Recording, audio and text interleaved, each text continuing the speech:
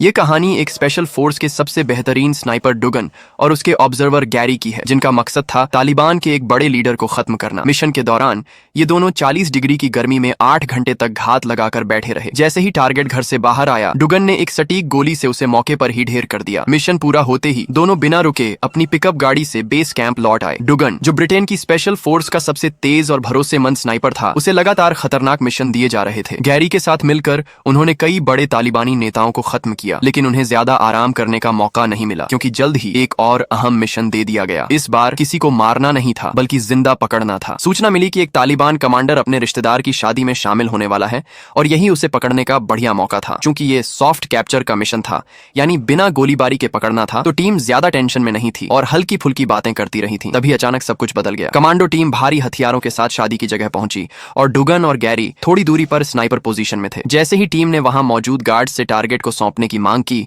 तालिबानी गार्ड्स ने मना कर दिया। माहौल गर्म हो गया। उसी वक्त गैरी ने दूर पहाड़ी पर एक छुपा हुआ तालिबान स्नाइपर देखा, जो उनकी टीम पर हमला करने वाला था। डुगन ने बिना वक्त गवाए उसे मार गिराया। इसके बाद वहां गोलियों की बारिश शुरू हो गई। तालिबानी लड़ाके आरपीजी लेकर आ गए और ब्रिटिश सैनिकों ने भी मशीन गनों से हमला कर दिया। डुगन चाहकर भी सबको रोक नहीं पाया। टीम ने बिना सोचे समझे गोलीबारी की, जबकि वहां कई आम लोग भी मौजूद थे जो शादी में आए थे। गोलियों की बौछार में कई बेगुनाह लोगों की जान चली गई। जब फायरिंग रुकी, तब डुगन दौड़ता हुआ अंदर गया, लेकिन तब तक बहुत देर हो चुकी थी। सारे आम लोग मारे जा चुके थे, यहाँ तक कि इकलौती बची हुई महिला भी मार दी गई। डुगन उस मंजर को देखकर पूरी तरह टूट गया। खून से सनी शादी की ड्रेस और हर तरफ बिखरी लाशें। एक सादा सा मिशन इतनी बुरी तरह खत्म होगा, उसने कभी सोचा नहीं था। इसके बाद उनके टीम लीडर ने झूठ बोलते हुए हेडक्वार्टर को बताया कि उन पर भारी हमला हुआ था और एयर स्ट्राइक की मांग की। फिर एक स्मोक बम फेंका गया ताकि उस जगह को पूरी तरह तबाह कर दिया जाए और सबूत मिट जाए। डुगन का दिल इस घटना से हिल गया। उसके अंदर का सोल्जर मर चुका था और उसका आत्मविश्वास टूट गया था, लेकिन समय नहीं था दुख में डूबने का। सब लोग गाड़ी में बैठकर एक पहाड़ी की ओर भागे। जैसे ही मिसाइल आई,